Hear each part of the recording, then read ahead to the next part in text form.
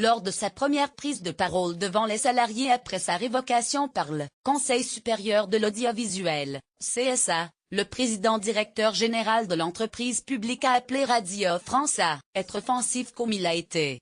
Lire aussi, pourquoi le CSA a révoqué Mathieu Gallet de la présidence de Radio France. Le changement de ton est notable, après la première réaction de ses avocats, qui avaient dénoncé une décision arbitraire prise sous la pression de l'État, plus forte que la présomption d'innocence.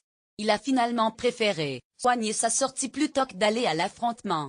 Un discours en forme d'adieu, alors que M. Gallet va rester en poste jusqu'au 1er mars. Lire aussi, Radio France, sonné par la révocation de Mathieu Gallet lundi, M. Gallet n'a pas évoqué sa condamnation, en première instance à 1 an de prison avec sursis pour des faits de favoritisme, lors de son passage à l'Institut national de l'audiovisuel, entre 2010 et 2014, ni contesté la décision du Conseil supérieur de l'audiovisuel, CSA, institution légitime pour nommer et démettre. Cependant, il a souligné sa détermination pour que, jusqu'au dernier moment, l'intérêt de l'entreprise soit préservé, au mieux. Il a également appelé les personnels à rester mobilisés sur les projets en cours face aux bouleversements qui nous sont promis, sans céder à l'abattement et en s'appuyant sur le bilan de ces 4 années de mandat. Une trajectoire gagnante avec le temps. Vous aurez compris ma psychologie, quand on est attaqué, il faut être offensif, a-t-il lancé. Un clin d'œil à la résistance dont il a fait preuve lors de la très longue grève de son début de mandat, en 2015. Votre capacité à être en mouvement sera votre meilleure défense, car vous serez d'attaque, a-t-il également déclaré. Mathieu Gallet a été longuement applaudi, à son arrivée mais aussi à la fin de son discours, d'une quinzaine de minutes. Un retournement symbolique par rapport au début difficile de sa présidence. La culture de Radio France n'est parfois pas évidente à dompter. J'ai mis du temps à la comprendre, a concédé celui qui s'est toujours posé en manager plus qu'en homme de radio, avant d'ajouter, mais vous avez aussi appris à me connaître. Une rencontre s'est faite. J'ai soigné ma tristesse et suis pleinement avec vous, dit Mathieu-Gallet applaudi par les salariés qui se lèvent. https://t.co/t.rttmexre, snj-rf@snj Radio France. Après avoir dit que le bilan devrait être évalué par d'autres que lui, le PDG a cependant estimé que Radio France était sur une trajectoire gagnante. C'est là la garantie pour l'avenir, a-t-il assuré. Le dirigeant a alterné le vous et le nous et même eu des accents mystiques en évoquant un esprit des lieux et un esprit dans ces lieux. Et je ne parle pas seulement de l'auditorium.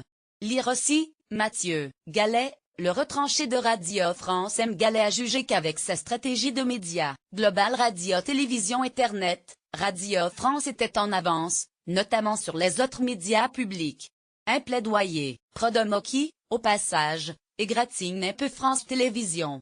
Pour les semaines à venir, le président a donné des précisions sur la période de transition qui s'ouvre. Il rencontrera, mardi, Jean-Luc Vergne, le doyen des personnalités indépendantes du conseil d'administration, pressenti pour lui succéder, afin de discuter avec lui des conditions dans lesquelles cet intérim va se dérouler. Cette équipe, c'est l'une de mes fiertés pour moi. Il y a une conviction forte. Cet intérim se déroulera dans les meilleures conditions parce qu'il y a une équipe sur laquelle il peut s'appuyer, une équipe professionnelle et dévouée à même de réussir cette transition, a-t-il affirmé. Mathieu Gallet convoquera également avant la fin du mois un conseil d'administration pour faire passer un certain nombre d'actes qui sont attendus pour le bon fonctionnement de l'entreprise, a-t-il précisé. L'occasion pour moi de dire au revoir aussi au conseil d'administration. Cette équipe va rester, a aussi garanti M. Gallet. Les directeurs de France Inter, France Info ou France Culture, ainsi que la secrétaire générale ou les autres directeurs, devraient donc épauler M. Vergne au cours des mois à venir. C'était aussi un souhait du ministère de la Culture. Cette équipe, c'est l'une de mes fiertés. Car bien s'entourer est l'une des qualités qu'on attend d'un leader, c'est féliciter M. Gallet.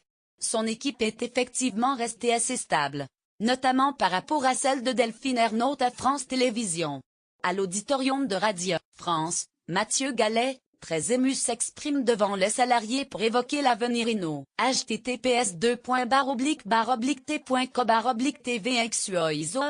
Zidane @Noureddine Zidane. Enfin, Mathieu Gallet a mentionné les projets de réforme de l'exécutif, qui promet de bousculer l'audiovisuel public, soulevant les craintes des personnels.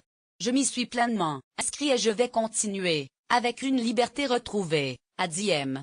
Gallet, qui semble vouloir utiliser sa fin de mandat pour poursuivre les rendez-vous avec les parties concernées.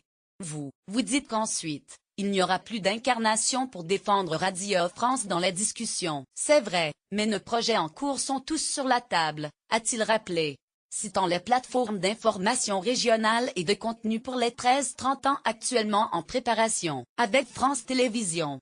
Lire aussi, audiovisuel public. La députée Frédérique Dumas plaide pour une refondation concertée même si vous êtes plein de doutes, que vous ressentez une part de désarroi, voire de colère, même si ce n'est pas facile, restez concentrés sur le travail en cours, a lancé le président de Radio France salarié. C'est ce qui fait qu'à l'avenir, Radio France restera Radio France. Une façon de tenter d'inscrire son passage, même écourté, dans la longue histoire de la maison.